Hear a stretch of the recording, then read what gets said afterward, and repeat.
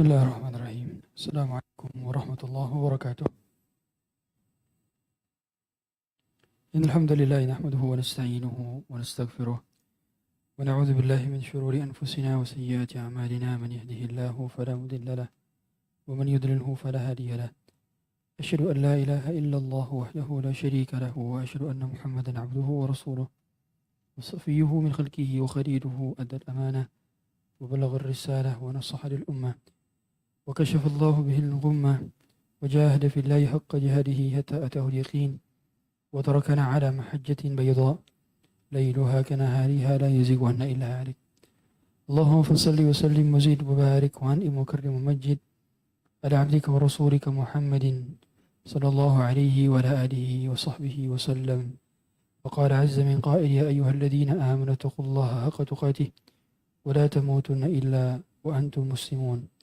وقال عز وجل: يا أيها الذين آمنوا اتقوا الله وقولوا قولا سديدا يصلح لكم أعمالكم ويغفر لكم ذنوبكم ومن يطع الله ورسوله فقد فاز فوزا عظيما. أما بعد فإن أصدق الحديث كتاب الله وخير الهدى هدى محمد صلى الله عليه وسلم وشر الأمور محدثاتها وكل محدثة في الدين بدعة وكل بدعة ضلالة وكل ضلالة في النار. Hadirin rahmat Allah Subhanahu wa taala. Kembali kita membahas pembahasan di dalam As-Simtus Tsamin fi Manaqib Ummahatil Mu'minin, karya Imam At-Tabari, berkenaan dengan istri-istri Nabi sallallahu alaihi wasallam dan juga anak-anak beliau yang mulia. Kita sampai kepada pembahasan istri Nabi yang cantik jelita, rupawan dan merona. Dia adalah Safiyah bintu Huyai bin Al-Akhtab Al-Quradhi Al-Yahudi. Beliau adalah seorang yang berasal dari Bani Israel. Ini semakin melengkapkan bahwa Nabi SAW menikah bukan hanya dengan wanita unggulan, tapi juga menikah multiras. Karena ada berbagai macam ras dalam rumah tangga Nabi SAW. Ada yang bersuku Quraisy, ada yang berasal dari Bani Mustaliq seperti Juwairiyah, ada yang berasal dari Yahudi seperti Safiyah, yaitu berasal dari Bani Israel. Ada yang berasal juga dari Qibti, yaitu Maria Al-Qibtiyah, dan itu adalah seorang budak Nabi SAW. Menunjukkan bahwa pada dasarnya Nabi SAW telah Allah berikan keutamaan berupa manajemen rumah tangga dengan berbagai macam budaya dan tradisi.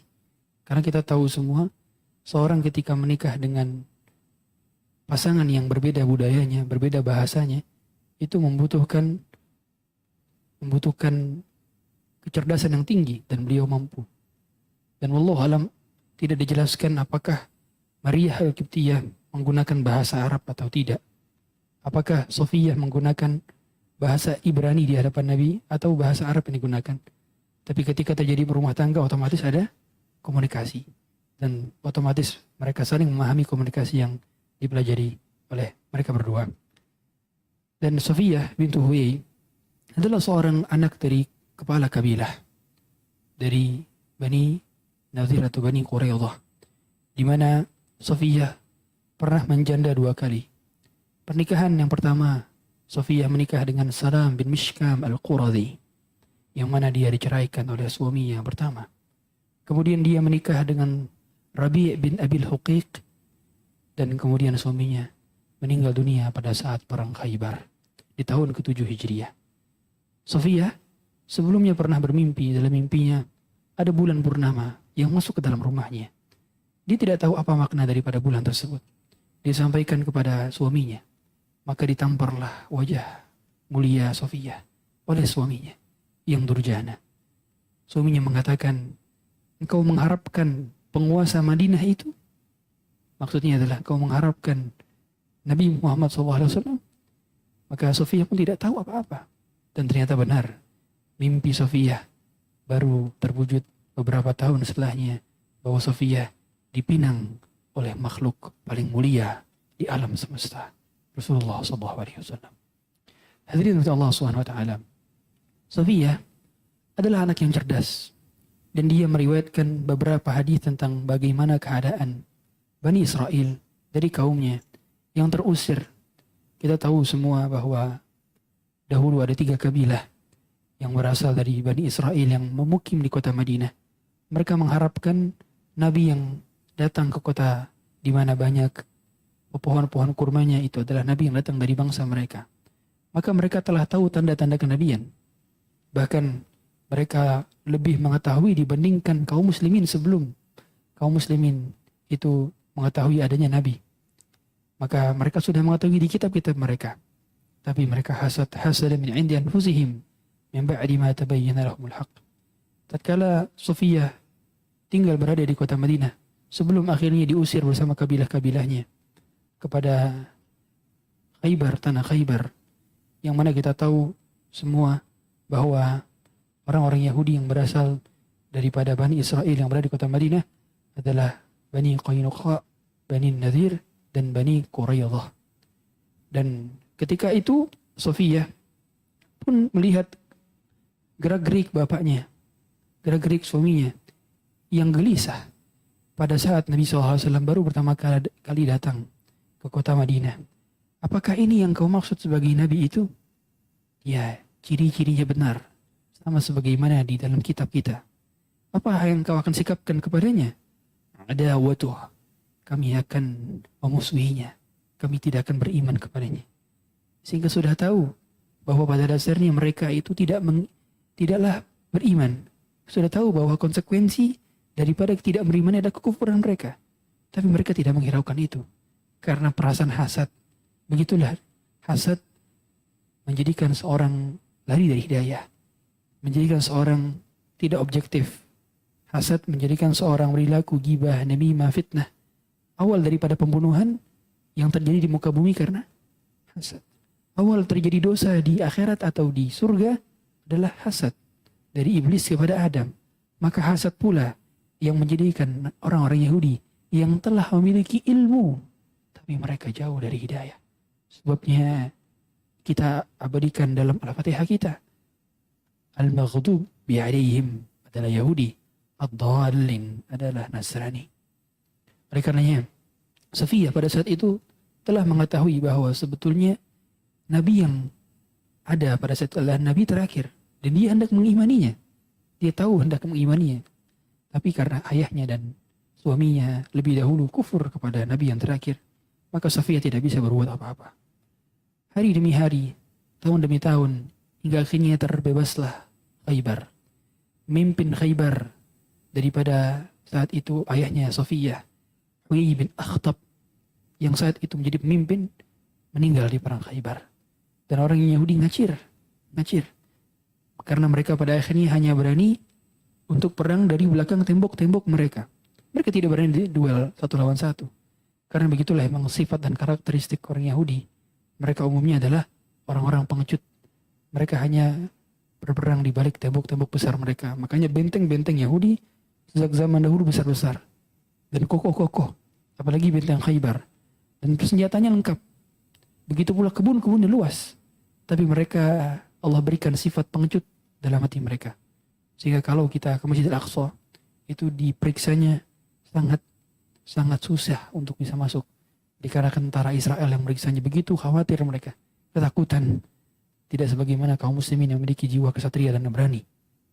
Safiyah, ketika ayahnya wafat, ketika suaminya wafat, ketika keluarga dan saudaranya banyak wafat, maka tidaklah ada wajah yang paling dibenci oleh Safiyah melebihi wajahnya Rasulullah SAW.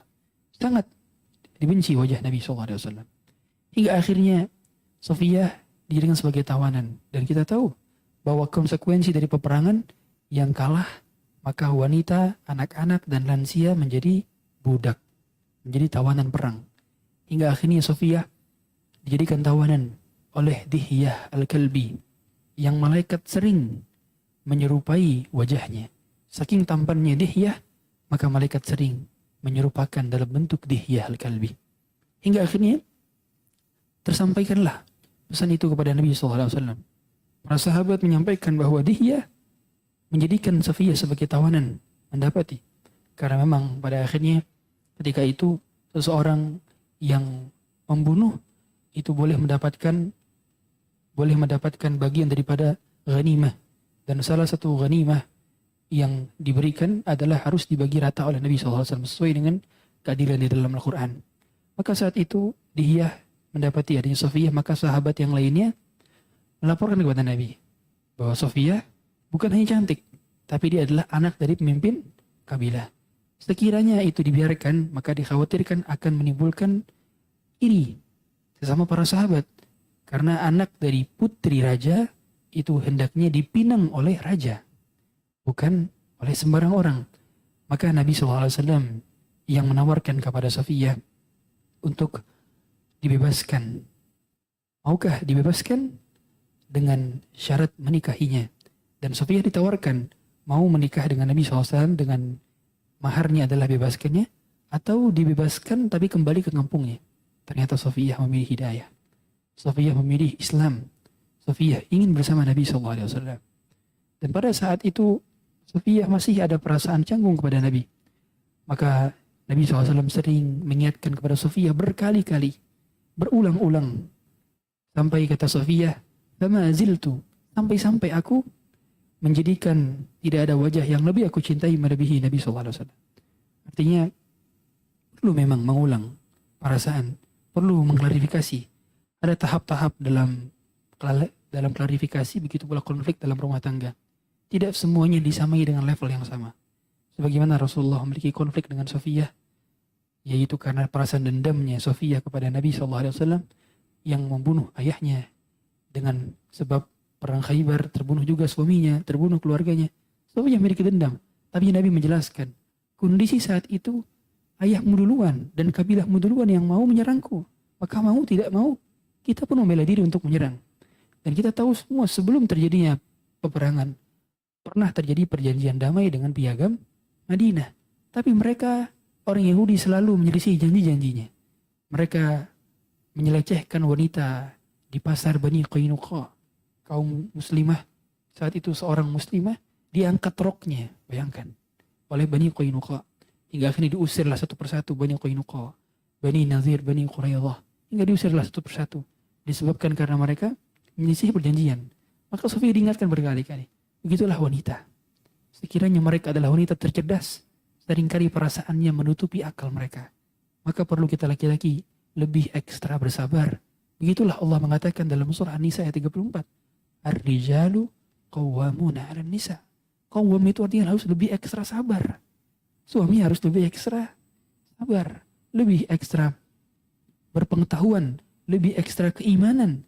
Karena Anda mendidik, Anda mengayomi, Anda mengasuhi. Qawwam. Dan sifat qawwam inilah yang menjadikan banyaknya rumah tangga rusak. Ketika kurang sifatnya qawwam, maka terjadi KDRT. Kurang sifat qawwam, maka terjadi perselingkuhan. Kurang sifat qawwam, maka suami direndahkan oleh istrinya sendiri. Karena kurang sifat qawwam, maka belajarlah ilmu qawwam dengan pendidikan sesuai dengan sunnah Nabi SAW. Hadirin Allah SWT. Sehingga kata para ulama, wanita memang perlu repetisi. Perlu repetisi. Bukankah bagi siapapun di sini yang sudah menikah, seringkali ada pertanyaan dari istri kita, "Kamu sayang gak sih sama aku? Masa udah anak 5 gak sayang? Ini udah anaknya udah 5, gimana gak sayang?" Kadang ada pertanyaan seperti itu.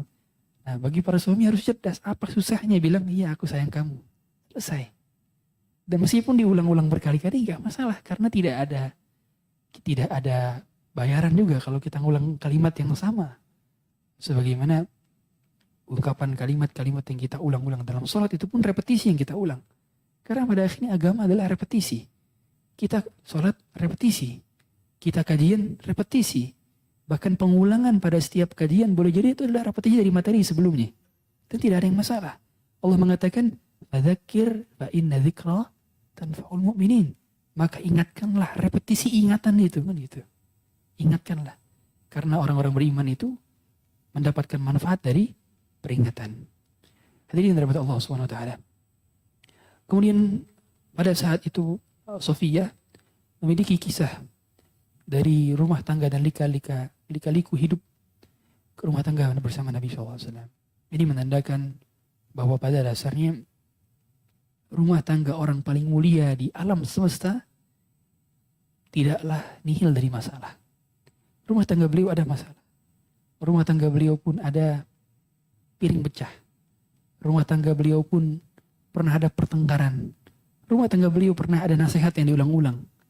Rumah tangga beliau pernah ada boikot selama 29 hari. Rumah tangga Nabi SAW. Siapa di antara kita yang ketika berumah tangga mengeluh dengan masalah rumah tangganya? Maka kita bercermin kepada rumah tangga surgawi daripada Nabi SAW. Ternyata ada masalah.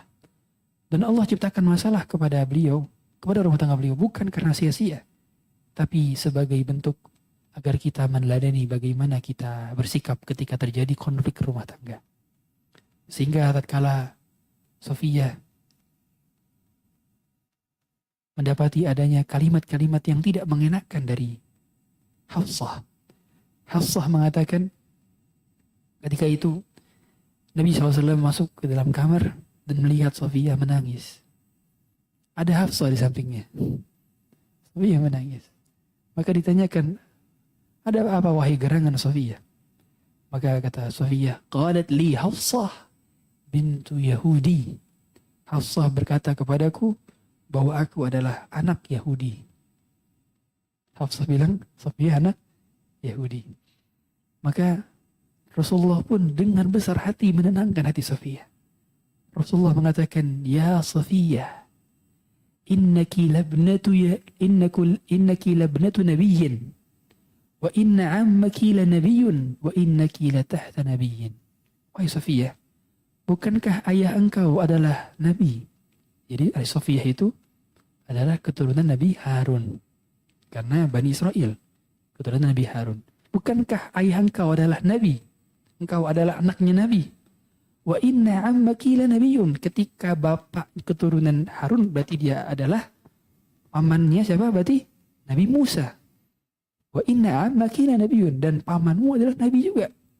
Wa innaki la tahta nabi. Dan sekarang kamu adalah istri nabi. Masya Allah.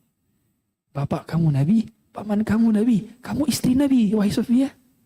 Tapi ma tafkhar alayki ya Sofiyah. Apa lagi yang membuatmu tidak bangga dengan keadaan ini, wahai Sofiyah? Masya Allah. Luar biasa. Cara Nabi menenangkan hati Sofiyah. Cara Nabi menenangkan hati pasangan yang sedang gusar. Cara Nabi menenangkan hati pasangan yang sedang gelisah. Dibuat dirinya percaya diri. Dibuat optimis. Dibuat tidak minder. Bahwa kamu punya CV mentereng juga. Oke, Hafsah itu anaknya Umar bin Khattab. Kira-kira gitulah. Kalau kamu, bapak kamu nabi, paman kamu nabi, kamu istri nabi. Ini kemuliaan, wahai Sofiyah. Maka kemudian Rasulullah menghadap kepada Hafsah, mengatakan, ittaqillaha ya Hafsah. Bertakwalah wahai Hafsah. Sehingga menunjukkan bahwa pada dasarnya, setiap kali kita melihat ada perilaku daripada istri kita yang sekiranya tidak sesuai dengan tuntunan agama, sekiranya ada hal yang melampaui batas, kita bisa ingatkan dengan ittaqillah. Ittaqillah ya zaujati. Bertakwalah wahai istriku. Sebutkan namanya. Misalkan namanya siapa? Namanya Aisyah misalkan. Ittaqillah ya Aisyah. Bilang seperti itu. Karena pada akhirnya seorang ketika sedang marah, sedang melampaui batas, umumnya kurang dia rasa takwa kepada Allah Ta'ala. Maka butuh kita ingatkan. Berarti menunjukkan bahwa pada dasarnya levelnya berbeda-beda dari konflik rumah tangga Nabi SAW. Begitu pula yang terjadi juga tatkala Rasulullah SAW bersama Sofiyah mengobrol di Masjid Nabawi. Ketika Nabi SAW beritikaf, maka Sofiyah pun ikut dalam malam tersebut dengan tidak menginap tentunya. Karena kita tahu bahwa saat itu Nabi SAW tidak memiliki jatah malam, atau beliau selama 10 malam terakhir di bulan Ramadan hanya fokus berada di masjid. Jadi beliau tidak mengunjungi istri-istrinya. Syadda mi'zarah. Beliau mengikat kencang tali sarungnya dan tidak mengunjungi istri-istrinya. Jadi tidak ada jatah malam bagi istri-istrinya di 10 malam terakhir. Ya. Dan ternyata Nabi SAW pun mengajak ngobrol Safiyah di Masjid Nabawi. Ngajak ngobrol istri, menunjukkan bahwa bahasanya boleh ngobrol dengan istri di depan umum. Nah itu, boleh ngobrol. Dan beliau setelah ngobrol dengan Safiyah, kemudian mengantarkan Safiyah pulang. Menunjukkan bahwa dasarnya ketika tengah malam jangan biarkan istri pulang sendirian. Tapi antarkan sampai rumah. Ya, kamu nanti naik Grab aja ya. Kamu nanti naik Gojek aja ya. Enggak. Tapi dianterin sampai rumah. Gitu. Karena pada akhir wanita bagaimanapun, meskipun jarak cuma deket saat-saat ya. Istri saya rumahnya di belakang Blok M, Ustaz. Saya rumahnya di Blok M. Cuma ke belakang doang, jalan kaki juga bisa. Anterin, apa susahnya. Sampai depan pintu anterin. Ya. Begitulah gentleman-nya seorang laki-laki adalah mengantarkan istri. Gentleman seorang laki-laki terlihat dari cara dibukain. Nah, bukain. Anda harus bisa menunjukkan gentleman sebagai seorang laki-laki. Dengan cara self-services kepada para wanita. Dari acts of services. Ketika ngebukain botol minum. Ketika ngebukain pintu. Ya. Siapa di sini yang setiap kali istri masuk mobil, bukain pintu mobilnya? Oh Ustadz, soalnya mobilnya gak bisa dibuka dari luar Ustadz. Gak bisa dibuka dari dalam, akhirnya dibuka dari luar. Nah, bukan itu hadirin. Ya maksudnya adalah benar-benar memuliakan. Gitu kan. Kita make sure istri tuh gak buat tentengan apa-apa. Kita yang buat tentengannya. Itu services. Ya, sehingga apa yang dilakukan dari Nabi SAW, beliau memuliakan wanita. Nganterin sampai pulang. Sampai depan rumah, sampai masuk ke dalam rumahnya atau kamarnya.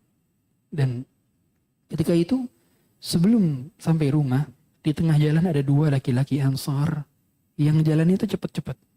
Jalannya cepat-cepat. Nabi SAW melihat dan teriak, ala rislikuma, jalannya pelan-pelan aja. Innaha Safiyah. Ini saya lagi sama Safiyah, tahu? Gitu kira-kira. Maksudnya apa? Kata para ulama, Nabi ingin menghilangkan potensi suudzon dari kedua Ansar tersebut. Khawatir ada pikiran dari mereka bahwa mereka itu berpikiran Nabi tidak sedang bersama istrinya, tapi dengan wanita lain. Maka Nabi mengatakan innaha Safiyah. Dan ini yang kedua menunjukkan bahwa dasarnya istri-istri Nabi semuanya apa? Berniqab. Meskipun hukum niqab tidak wajib, yang lebih rajih hukumnya sunnah, tetapi para ulama sepakat bahwa semua istri Nabi berniqab. Buktinya apa? Mereka gak lihat kan wajahnya Safiyah. Berarti berniqab semuanya. Dan niqab sudah diwajibkan dari tahun ke-3 Hijriah. Atau ke-5 Hijriah. Ya, antara 3 dan 5. Ya. Dan itu adalah request daripada siapa? Umar bin Khattab.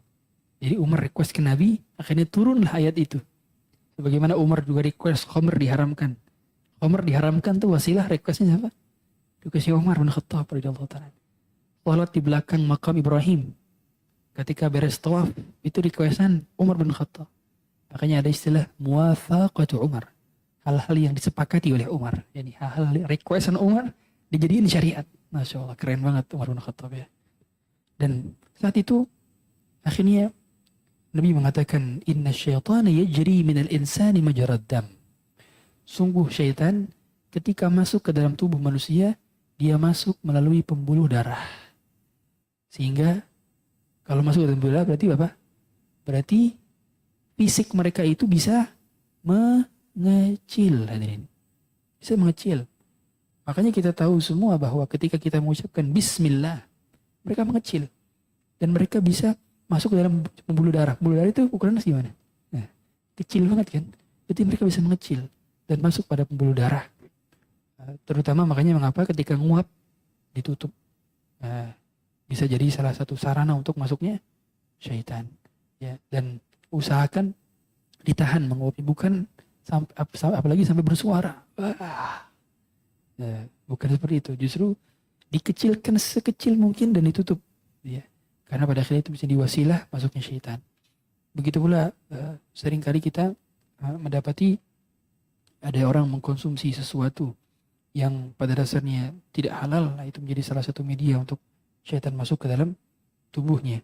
Dan seringkali beberapa kawan kami meruqyah itu pun disebabkan karena dia mengkonsumsi yang haram ataupun yang syubhat, akhirnya dia kerasuki oleh syaitan. Dan menunjukkan bahwa pada dasarnya seseorang itu hendaknya mengklarifikasi ketika ada potensi suudzon. Nah, di sini kedua ansor tersebut tidak bilang Nabi selagi sama siapa, kan kayak gitu. Tapi mereka cuma jalan cepat doang. Nabi menginginkan supaya mereka hilang potensi suudzonnya. Akhirnya mereka diteriaki oleh Nabi, ala ristiquma, pelan-pelan saja.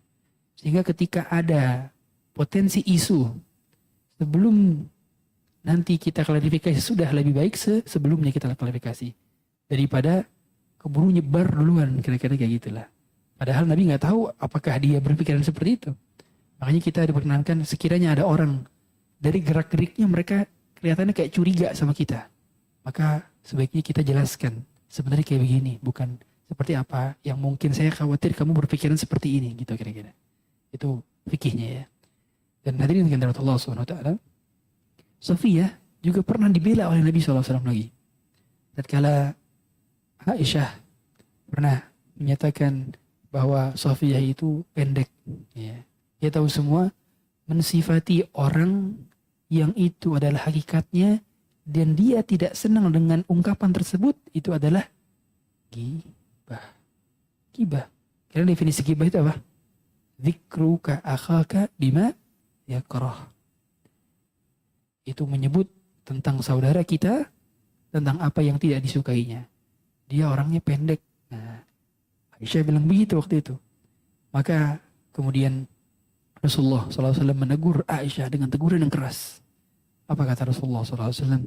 Laqad qulti kalimatan law muzijat bima'il bahr lamazajathu.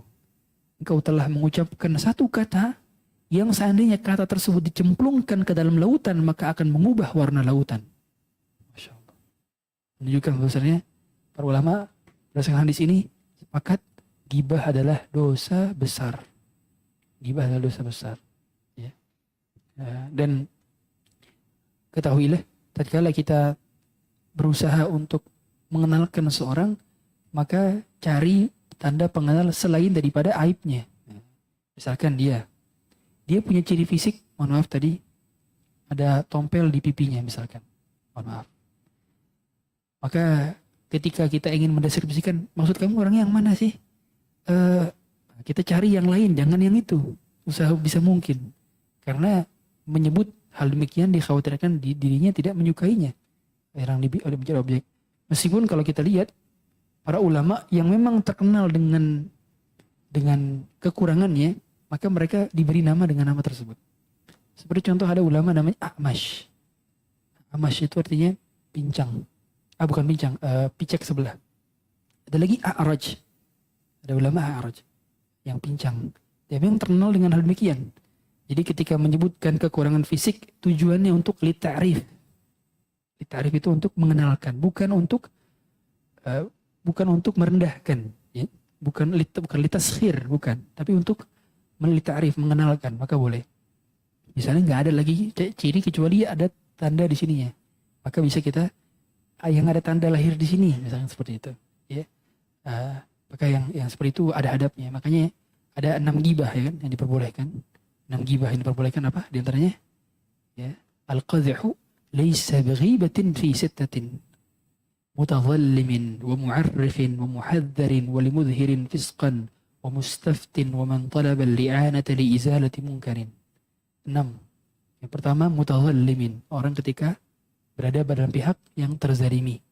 Yang kedua wa mu'arrifin, orang yang punya ciri khas dengan kekurangan fisiknya, misalkan dia difabel atau tunanetra dan sebagainya. Mu'arrifin, muhadzarin, orang yang mentahdzir. Tahdzir, mengingatkan orang, itu pun bukan gibah yang dilarang. Muhadzirin. Walimudhirin fisqan. Mudhir fisqan itu orang yang udah terang-terangan dalam berbuat kemaksiatan. Orang yang terang-terangan dalam berbuat kefasikan. Nah itu pada dasarnya adalah mereka yang boleh untuk digibahi. Misalkan dia sengaja terang-terangan post di Instagramnya atau di Instastory-nya bahwa dia melakukan kemaksiatan. Dan itu udah diketahui secara publik, udah menjadi rahasia publik yang udah nggak ditutup-tutupi lagi. Makanya termasuk limudzihirin fisqan. Yang berapa ya? Kelima, wa mustaftin. Mustaftin itu orang yang minta fatwa kepada syekh. Ketika kita minta fatwa kepada ustadz, kepada syekh, kepada ulama, maka umumnya kita akan ditanya, siapa? Saya. Nah, meskipun demikian, sebaiknya kita nggak nyebut nama. Kita bisa menyebut fulan. Ada fulan seperti ini ustadz, bagaimana hukumnya gitu. Supaya aib kita tidak terbongkar. Bukan, saya kemarin begini-begini ustadz, gimana hukumnya? Apalagi depan publik nanyanya. Nah itu sebaiknya bukan. Kalau misalkan one on one session aja, itu aja nggak boleh, apalagi depan publik. Karena tidak boleh membuka aib. Baik aib orang lain maupun aib sendiri. Karena semua yang sengaja membuka aib, maka dia mendapatkan dosa. Sebagaimana kata Nabi SAW, kullu ummati mu'afan illal mujahirin. Semua umatku dimaafkan, kecuali orang-orang yang terang-terangan dalam berbuat yang membuka aibnya. Para ulama memperinci, kalau aibnya sudah terang benderang dulu dilakukan di masa jahiliyah, maka boleh disampaikan untuk sebagai iktibar agar orang lain bertaubat. Sebagaimana para sahabat, mereka kegiatan habis subuhnya ngapain biasanya? Berbincang-bincang tentang perkara jahiliyah. Ya, kunna natahaddatsu an amril jahiliyah, berkata tentang perkara-perkara jahiliyah. Nah, karena itu sudah umum dilakukan oleh mereka. Tapi kalau kita ada one session, dibikin podcast, bikin sesi ngobrol, orang nggak kenal dia siapa, tiba-tiba suruh ceritain kisah taubat, maka nggak boleh. Karena memang tidak diketahui secara umum.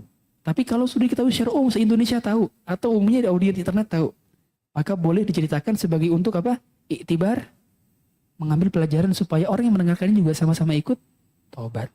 Itu ada fikih yang tersendiri ya. Mengapa seperti itu? Karena para ulama pun menjelaskan tentang kisah taubatnya siapa?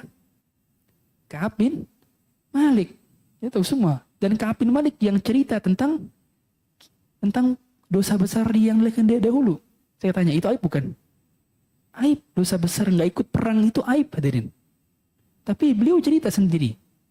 Dan para ulama mensyarahnya dan menjelaskan sama ke kita sekarang. Menunjukkan bahwasanya karena saat itu kisahnya Ka'ab sudah tersebar. Semua orang tahu. Barulah boleh diceritakan. Tapi kalau dia sendiri yang tahu, nggak boleh dia masuk podcast diceritain. Saya kemarin begini. Saya kemarin begini. Nggak boleh. Anda buka aib namanya. Dan tidak boleh juga memfasilitasi dari pembukaan aib orang lain gitu. Ya.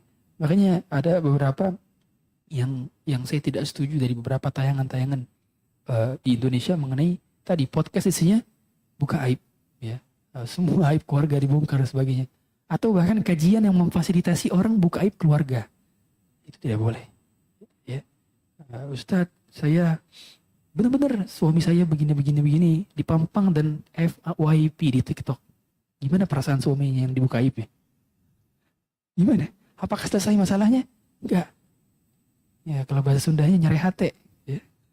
Sakit hati lah. Gimana lagi konflik tiba-tiba suaminya curhat di depan ustadz, di depan seluruh satu hall dan ditonton oleh netizen TikTok. Gimana mau rujuk kalau gitu? Susah. Karena sudah keburu viral. Makanya para akhwat terutama yang kalau nanya seringnya curhat gitu ya, maka usahakan jangan bilang ustadz saya begini, tapi bilang ustadz ada fulanah begitu.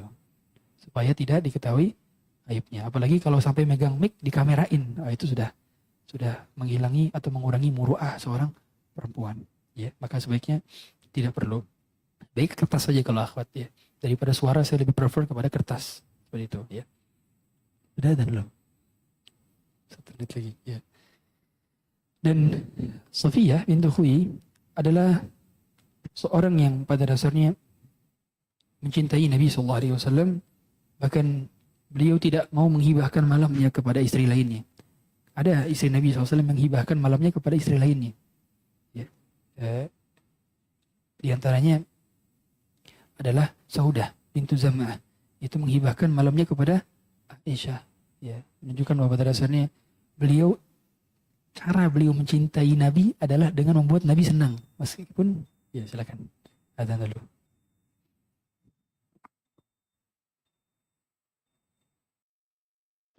Cuy. Bismillahirrahmanirrahim. Hadirin dari Allah Subhanahu wa taala. Lanjutkan kisah daripada Safiyah bintu Huyai yang menjadi salah satu dari ummahatul mukminin, ibunda kaum mukminin, ibunda kita semua. Dan Safiyah terhitung nasabnya kepada Nabi Harun alaihi salam dan pamannya otomatis adalah Nabi Musa. Sebagian riwayat menyebutkan bahwa yang dimaksud dengan Nabi SAW, innaki labnatu Yahudi wa inna ammaki innaki labnatu nabiyyin wa inna ammaki lanabiyyun wa innaki latahta nabiyyin. Yang dimaksud adalah ayahnya adalah Nabi Ishak, keturunan dari Nabi Ishak, dan otomatis pamannya Safiyah adalah Nabi Ismail, sehingga dikatakan demikian oleh sebagian ulama. Dan Safiyah bintu Huyai wafat dalam keadaan meninggalkan 100.000 dirham. 100.000 dirham itu senilai dengan 10.000 senilai dengan 10.000 dinar. 10.000 dinar senilai dengan satu dinar itu 4,25 gram emas. Berarti 42.500 gram emas dikali 1,4 juta rupiah. Waduh, ini nggak itu bisa ngitung. Nah, kebanyakan 59 M, ya 59 M lah. Itu harta peninggalan daripada Safiyah. Dan kita tahu istri-istri Nabi SAW ketika meninggal Nabi SAW adalah seorang yang diberi nafkah dari mana? Baitul Mal. Dan Safiyah sering menjalin kerabatan kepada saudara-saudaranya yang masih beragama Yahudi. Bahkan Safiyah memberikan wasiat untuk memberikan sepertiga hartanya kepada saudaranya yang Yahudi. Meskipun ketika itu terjadi khilaf, maka tetap saja diberikan kepada saudaranya yang masih Yahudi. Yang menunjukkan bahwa wasiat boleh diberikan kepada non-muslim. Boleh. Karena wasiat itu tidak harus ahli waris. Justru tidak boleh ahli waris. Pada wasiat ahli warithin. Kata Nabi SAW, Inna allaha a'ta kulli dhi haqqin haqqahu pada wasiat ahli warithin. Allah telah memberi ahli waris warisan. Maka tidak ada hak wasiat bagi ahli waris. Maka wasiat itu hanyalah diperuntukkan bagi mereka yang tidak mendapatkan warisan. Dan maksimal wasiat adalah 1/3. Dan kita tahu bersama bahwa saudara dari Safiyah sudah pasti bukan ahli waris, karena la yarithul muslimul kafira walal kafirul muslima. Seorang muslim tidak mewarisi kafir dan kafir tidak mewarisi muslim. Saya pernah dapat pertanyaan, Ustaz, ayah saya kafir, saya muslim. Ayah saya meninggalkan harta banyak, Ustaz, apakah saya dapat warisan? Enggak dapat. Ya, gimana? Ya emang gak dapat. Ya gitu risikonya. Tapi itulah konsekuensinya. Begitu pula sebaliknya, berarti keluarga-keluarga antum yang masih non-muslim berarti nggak dapat warisan dari antum kalau antum meninggal karena antum sudah muslim. Nah, makanya mereka boleh dapat wasiat. Makanya wasiat itu cek untuk anak angkat. Anak angkat itu kan nggak boleh dapat warisan, tapi dapatnya wasiat maksimal 1/3. Kalau ternyata dia mau mewariskan lebih daripada 1/3, maka harus atas izin semua ahli waris. Misalnya tadi, dia punya anak angkat dan punya anak kandung juga. Nah, supaya anak angkatnya ini nggak kasihan-kasihan banget, maka dikasihlah rumah. Nah, bapak angkatnya bilang, nanti kalau bapak meninggal, nanti si anak ini dapat rumah di Pondok Indah misalnya. Ternyata setelah dia dikonversikan, ya, ternyata rumah di Pondok Indah itu adalah 2/3 dari hartanya. 2/3 dari hartanya. Maka dia harus minta izin ke seluruh ahli waris. Ahli waris ngizinin nggak semuanya? Kalau ada satu ahli waris saja yang tidak mengizinkan, berarti dia hanya dapat 1/3 dari total keseluruhan harta. Berarti berapa tuh? 1/3 rumah itu dari total seluruh hartanya. Itu berapa tuh dikonversikan? Kalau semuanya sepakat bahwa si anak angkat ini dapat wasiat lebih daripada sepertiga, maka diberikan. Karena ada tambahan riwayat sebagaimana disebutkan illa an ya'dhanal waratha, kecuali diizinkan oleh ahli waris lainnya. Ya, itu pembahasan dalam fikih wasiat. Ini menunjukkan bahwa pada dasarnya ketika seorang sudah mu'allaf, sudah berbeda agamanya, dia hendaknya tetap menjalin kekerabatan, kekeluargaan dalam ranah sekedar sosial saja, bukan dalam ranah ibadah. Jadi ketika mereka Natalan nggak boleh, apalagi ketika mereka misa. Hari ini apa besok? Hari ini ya? Hari ini. Nah, jangan tonton TV, oke? Jangan tonton TV, jangan tonton sosmed. Apalagi adzan mau jadiin running text. Nah, udah nggak bener ya. Sehingga ini bagian daripada kemusyrikan. Kita tidak boleh hadir, kita boleh tonton, dan ini adalah bagian daripada kesyirikan. Makanya yang semacam ini kita sebagai seorang muslim hendaknya membiasakan. Dulu Imam Ahmad itu ketika masuk sebuah wilayah yang banyak orang, mohon maaf, non muslimnya, tutup mata, Aden. Tutup mata. Kok bisa tutup mata? Kata beliau, aku khawatir ketika mataku melihat orang-orang yang mana mereka akan dimasukkan ke dalam neraka. Ini maksudnya kita tahu semua itu bukan dalam rangka beribadah, apalagi ketika beribadah. Karena pada akhirnya kita bertoleransi itu membiarkan orang melakukan ajarannya sesuai dengan keyakinan ibadah masing-masing tanpa mencampur adukan dan berkolaborasi. Gitu ya. Itu toleransi. Kalau yang sekarang telur asin, bukan toleransi. Ya. Maka yang semacam ini salah kaprah dalam toleransi, ya tentu ya. Dan hadirin dirahmati Allah Subhanahu wa taala, cara Safiyah dalam memuliakan saudaranya tadi dengan memberikannya wasiat dengan harapan boleh jadi kalau dikasih wasiat harta nanti akan masuk Islam gitu. Makanya tujuan kalau kita lihat hadiah yang diberikan Nabi SAW itu umumnya bukan kepada orang yang beliau cintai. Beliau tuh ngasih hadiah kepada siapa? Kepada orang yang baru mau masuk Islam atau baru masuk Islam. Rata-rata gitu kalau kita lihat. Hampir jarang kita lihat Rasulullah ngasih hadiah ke siapa? Ke Abu Bakar, ke Umar, ke Utsman. Ada riwayat? Gak ada. Tapi yang ada riwayat beliau kasih 100 ekor unta, bukan 1 doang ekor unta. 100 ekor unta ke Safwan bin Umayyah yang belum masuk Islam. Total let's say 1 unta itu 100 juta, yang paling mahal, berarti Safwan bin Umayyah dapat 10 M. Apakah cukup? Enggak, tambahin lagi 100 ekor unta. Cukup? Enggak, tambahin lagi 100 ekor unta. 300 ekor unta. Dikonversikan 30 M. Masuk Islam enggak? Masuk Islam 30 M. Masa nggak masuk Islam 30 M? Masuk Islam akhirnya. Kemudian beliau juga ngasih kepada Abu Sufyan 100 ekor unta. Cukup? Bilang jazakallah khairan Abu Sufyan? Enggak. Bilang apa? Eli bini Muawiyah. Untuk Muawiyah mana ya Rasulullah? Dikasih 100 ekor unta. Cukup? Enggak. Bilang lagi. Li bini Yazid. Untuk anakku Yazid ya Rasulullah. Kasih 100 ekor unta. 40 qiyah.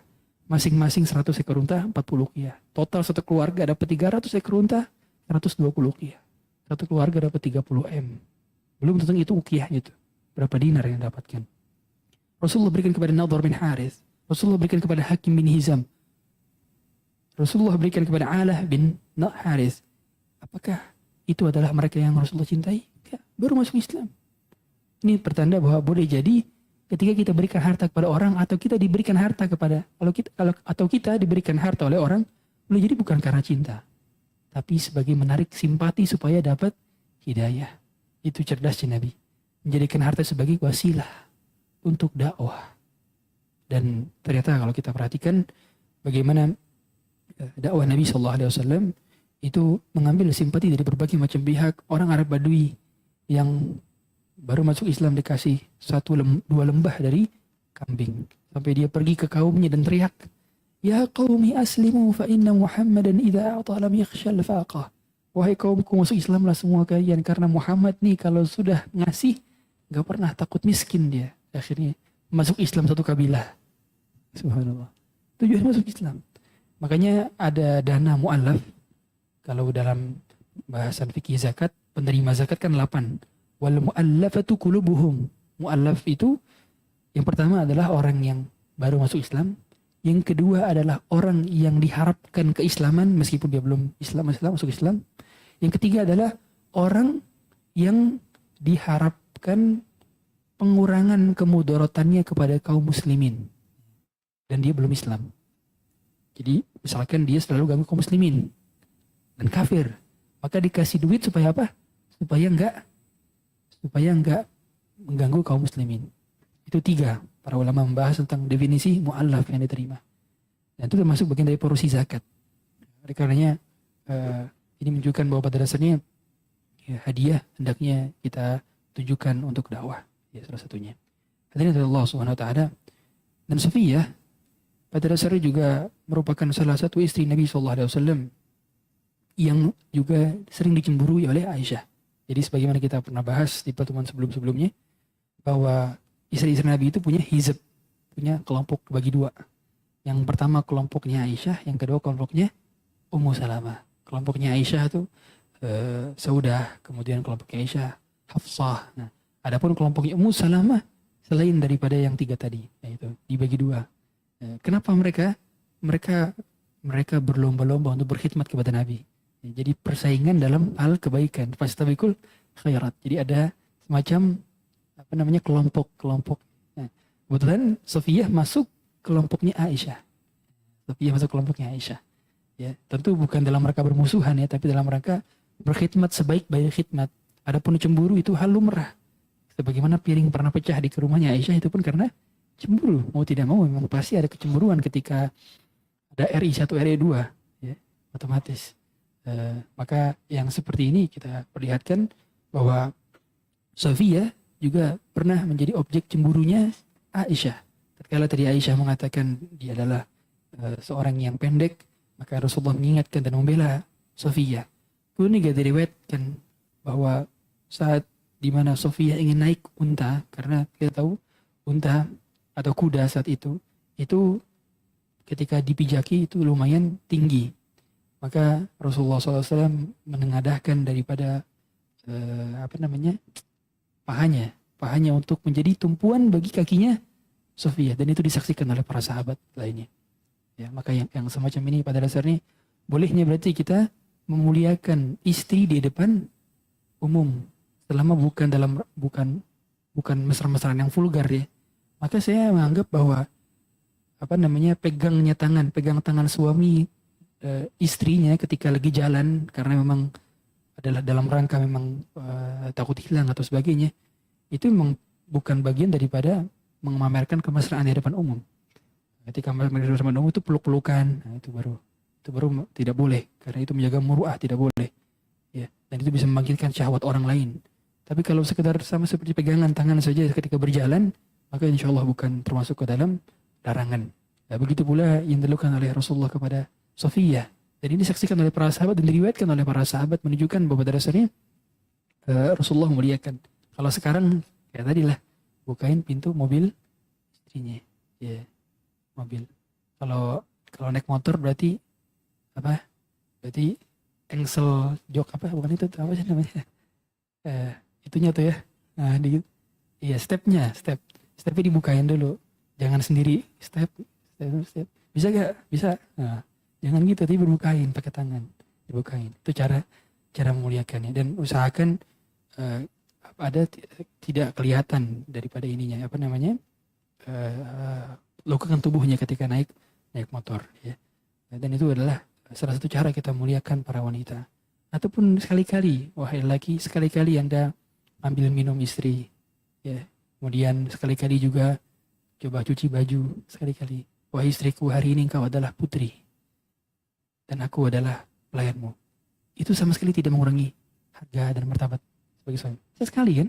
Ya. Dan sebagaimana Nabi SAW di rumahnya beliau kana fi mihnati ahli. Beliau membantu pekerjaan rumah tangga. Sekali tidak masalah, dan demikian tidak mengurangi harkat dan derajat daripada para suami. Dan begitu pun dilakukan oleh Nabi SAW kepada istri-istrinya.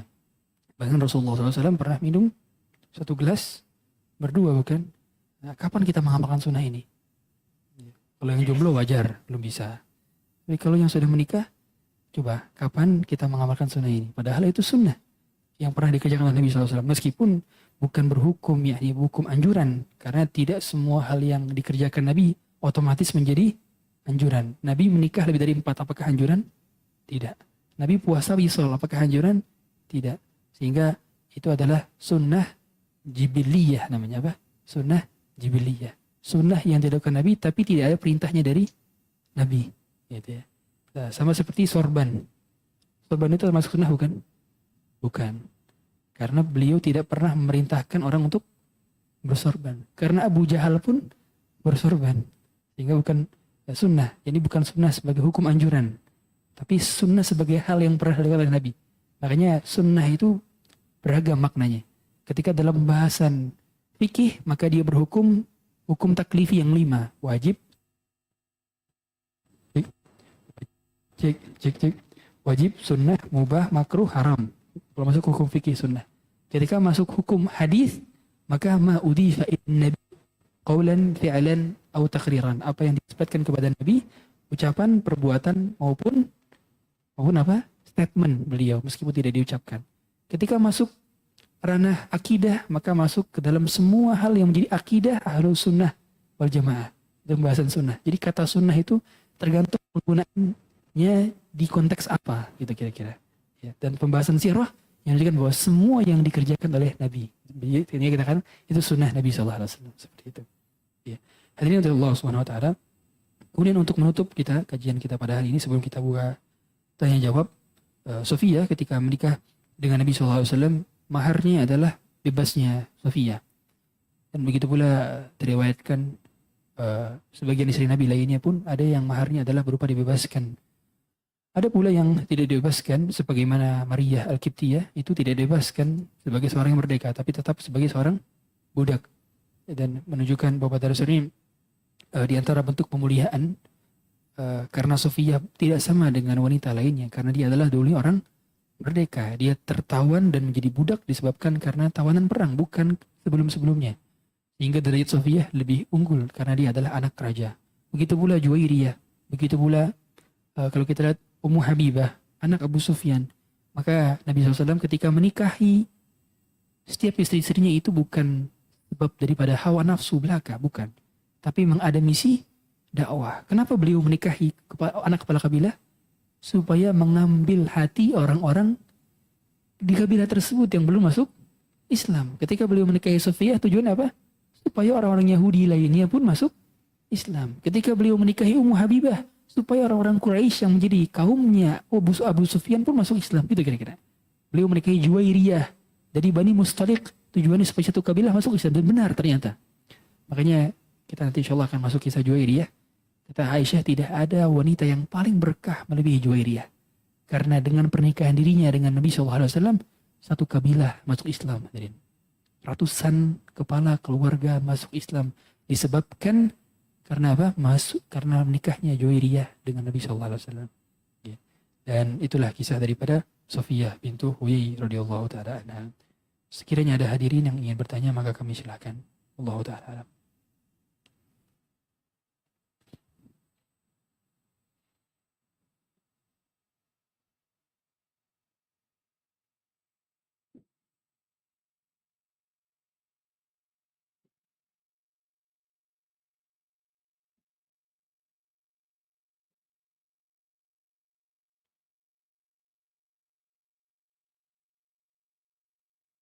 Ada yang bertanya?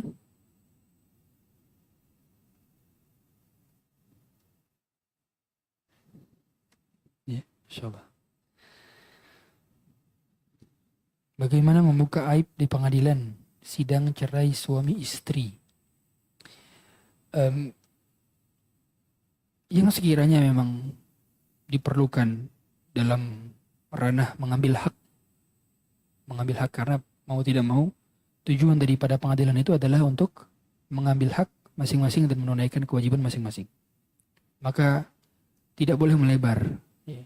Maka jangan diulang-ulang semua akhirnya kesalahan yang tidak ada sifatnya dengan pengambilan hak. Dan itu pun hendaknya dilakukan secara kalau bisa tidak terlalu banyak orang di dalamnya karena khawatir aibnya terbuka ke depan umum. Apalagi kalau kerepotan Anda adalah seorang selebriti ditayangkan di media sosial, bahkan dari awal hingga akhir. Nah, yang semacam ini yang tidak boleh. Tapi umumnya ketika berada di depan pengadilan itu tadi berhukum mutadhallimin atau liizalati munkarin termasuk. Jadi dia adalah orang yang sedang melapor tentang kezaliman atau juga termasuk orang yang sedang ingin mustaftin, meminta fatwa. Ya, itu termasuk ke dalam hal-hal yang diberi uzur bagi mereka yang sedang berada di pengadilan untuk menjelaskan tentang kronologi yang konsekuensinya adalah ada aib pihak tertentu yang terbuka. Seperti itu. Wallahu a'lam. Ada lagi?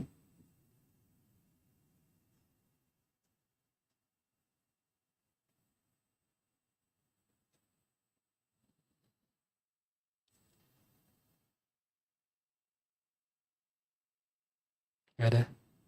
Kalau nggak ada yang saya nanya nih.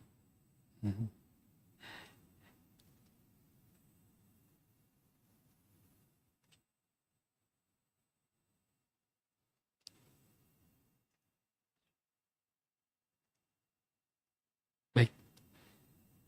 Karena saya yang nanya, jadi saya kasih hadiah.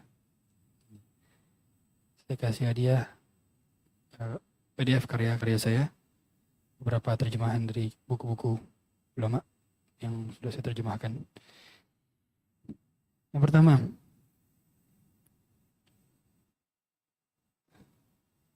berapa rupiah 100.000 dirham?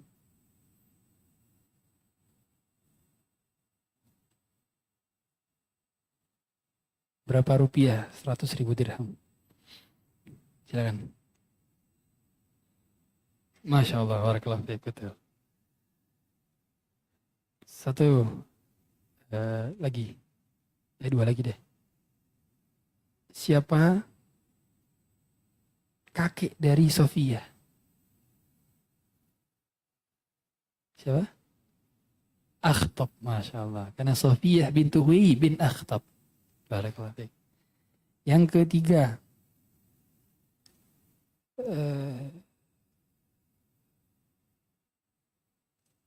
dua riwayat yang menerangkan siapa itu ayah yang dimaksud. Innaka labnatu nabiyyin wa inna ammaki lanabiyyun. Siapa yang dimaksud?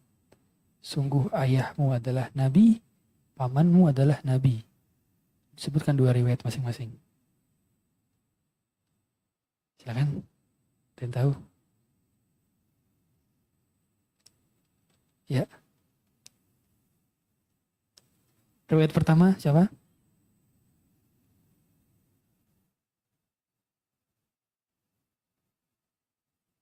Kurang tepat. Siapa? Ya. Betul? Betul. Satu riwayat lagi? Tengah dapatnya. Siapa? Riwayat lagi? Ayahnya? Ishak, pamannya? Ismail, gitu maksudnya. Tapi nggak apa-apa, dapat hadiah lagi. Ya, barakallahu fiik. Ya lagi yang nanya. Bagaimana mengelola emosi sedih, marah, atau senang dalam pernikahan? Dalam pernikahan sedih, marah. Umumnya pernikahan bahagia tentu ya. Tapi kalau ketika sedih berarti ada masalah dalam pernikahannya. Karena seorang ketika menyempurnakan setengah agamanya berarti dia bahagia. Ketika dirinya merasa marah berarti ada yang keliru dalam pernikahannya. Karena tujuan pernikahan itu apa? Litas kunu ilayya, supaya bahagia hadirin. Jadi bahagia dalam pernikahan itu harga mati. Litas kunu, karena Allah katakan litas kunu dengan lam ta'lil. Litas kunu, tujuannya untuk kamu bahagia gitu kira-kira. Dalam bahasa lain juga, sakan itu artinya home, house. Jadi to find your home, to find your house, untuk mencari rumahmu kan gitu. Jadi untuk mencari rumah yang hilang, itulah mereka. Berarti ada rumah yang bukan rumah. Rumah tapi tidak seperti rumah. Bukan anak senjata tapi ya. Assalamualaikum. Amin. Bolehkah Ustadz jelaskan lagi tentang qawam? Qawwam itu artinya pemimpin. Dia pendidik, pemimpin, pengayom, pengasuh. Kenapa lagi-lagi dikatakan qawwam? Di ayat selanjutnya Allah jelaskan kan, ar-rijalu qawwamuna 'alan nisa bima faddalallahu ba'dahum 'ala ba'd wa bima anfaqu min amwalihim. Dua. Yang menjadikan mengapa kok suami qawwamnya wanita? Kenapa kok suami jadi leadernya wanita? Kenapa? Karena yang pertama bima, yang pertama pakai ba. Kata para ulama itu ba sababiyah. Ba yang menjadi penyebab mengapa laki-laki dikatakan qawwam. Ba sababiyah. Bima faddallahu ba'dahum 'ala ba'd. Karena mereka punya keutamaan di atas wanita. Berubah apa?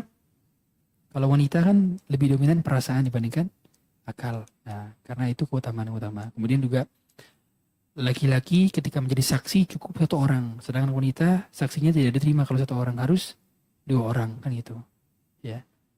Nah, kemudian yang lainnya adalah kalau laki-laki pada saat dirinya lebih memiliki fisik yang kuat dibandingkan para wanita umumnya.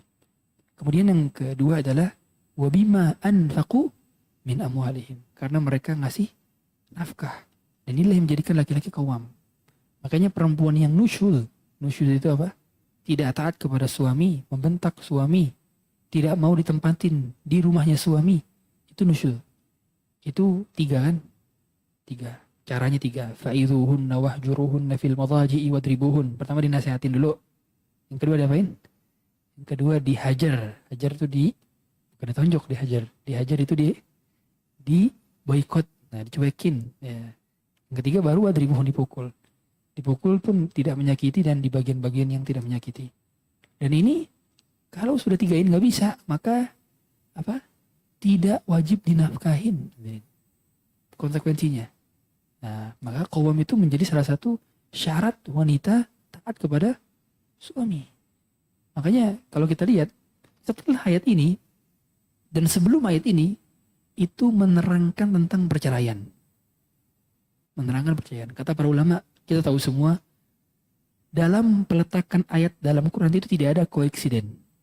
Gak ada kebetulan, gak ada. Kenapa ayat ini taruh setelah ayat ini, kenapa ayat ini sebelum ayat ini? Itu betul-betul presisi. Kata para ulama, kenapa dijelaskan kenapa setelah ayat ini dan sebelum ayat ini tentang perceraian? Karena umumnya perceraian itu disebabkan karena ketiadaan qawwam laki-laki, yang menyebabkan para wanita berani membentak suaminya, yang menyebabkan para wanita tidak taat kepada suaminya. Salah satu penyebabnya adalah ketidakqawaman laki-laki. Dan qawwam dimulai daripada kafa'ah, kesetaraan. Atau laki-laki harus lebih dominan dibandingkan perempuan. Dari hal-hal yang memang menurut urf itu sebagai dominasi. Baik sisi nasab, baik sisi pekerjaan, baik sisi pendidikan, dan dari sisi yang paling penting adalah agama. Harus lebih unggul. Karena mau tidak mau laki-laki harus mengajari istrinya. Guru otomatis harus lebih pintar daripada muridnya kan gitu. Harus lebih pintar. Yang kedua, dia umumnya lebih unggul dari sisi pekerjaan, dari sisi pendidikan. Karena kita tahu semua bahwa wanita yang umumnya memiliki pendidikan lebih tinggi dibandingkan suaminya, itu tidak sedikit yang kita lihat secara aktual di lapangan adalah mereka yang lebih sering juga mendebat suaminya. Maka bagi para wanita yang berpendidikan tinggi, kami sarankan agar belajar agama dengan giat. Agar lebih tahu kapan berbicara, kapan ngerem. Karena seringkali karena kecerdasan yang dimiliki, jadi ngerasa suami saya tidak lebih pintar dibandingkan saya. Akhirnya ada perasaan superior. Ada perasaan lebih unggul, akhirnya berani berdebat. Ya, berani berdebat. Nah, itu di antara hal qawwam. Apakah batas kecemburuan istri? Kecemburuan justru harus ada pada pernikahan. Karena kita tahu semua Nabi SAW marah kepada orang yang gak cemburu kepada pasangannya. Namanya apa? The youth. Wajib harus ada cemburuan itu. Tetapi dikontrol. Dengan tidak melakukan hal-hal yang diharamkan. Kita tahu semua perbuatan Aisyah tidak dapat dibenarkan. Tapi kita tahu semua bahwa para sahabat memang tidaklah maksum. Yang maksum hanyalah Nabi SAW. Mereka maksum secara kolektif tapi tidak maksum secara individu. Makanya demikian bukan berarti menjadi dalil. Nah, saya sering lihat sebagian orang itu salah menggunakan dalil. Akhirnya perabotan rumahnya banyak pecah. Dalilnya mana? Aisyah itu buktinya pecahin piring. Sejak kapan Anda menjadikan kisah tersebut sebagai dalil? Gak bisa. Jadi gak bisa kalau misalkan kita melihat, oh, buktinya itu boleh kita hina istri orang. Buktinya Hafsah pernah menghina Sofia. Dalil loh, enggak. Kita tahu sahabat secara person gak bisa menjadi dalil. Tapi secara ijma bisa menjadi dalil gitu ya. Atau kan kayak gitu. Itu dalam usul fiqh. Meskipun memang ada yang mengatakan qaul sahabah dalil. Ada yang mengatakan perkataan satu sahabat adalah dalil. Tapi yang lebih kuat adalah perbuatan satu sahabat tidak bisa menjadi dalil. Hanya bisa menjadi ketika ijma'nya sahabat. Karena kita tahu sahabat bisa keliru dalam perkara ijtihad. Sebagaimana ada perang apa? Jamal. Perang lagi Siffin. Itu karena perang antar sahabat dengan sahabat. Apakah dapat dibenarkan? Tidak juga. Tapi itu bisa dikatakan ijtihad yang keliru. Tapi mereka ketika berijtihad dapat satu pahala. Kalau benar dapat dua pahala. Karena mereka adalah mujtahid mutlak. Semua sahabat adalah udul. Itu konsep dalam usul fiqh. Usul fiqh demikian. Allahu a'lam. Nanti yang tadi jawab pertanyaan bisa datang ke kami. InsyaAllah. Ada lagi insyaAllah? Ya. Demikian mungkin dapat kami sampaikan. Kurang lebih mohon maaf. Bila ada kekeliruan yang benar datang dari Allah, yang salah datang dari saya pribadi, saya mohon maaf. Kita tutup dengan doa kafaratul majlis. Subhanakallahumma bihamdika asyhadu an la ilaha illa anta astaghfiruka wa atubu ilaik. Sallallahu nabiyina Muhammadin wa alihi washabbihi wasallam. Assalamualaikum warahmatullahi wabarakatuh.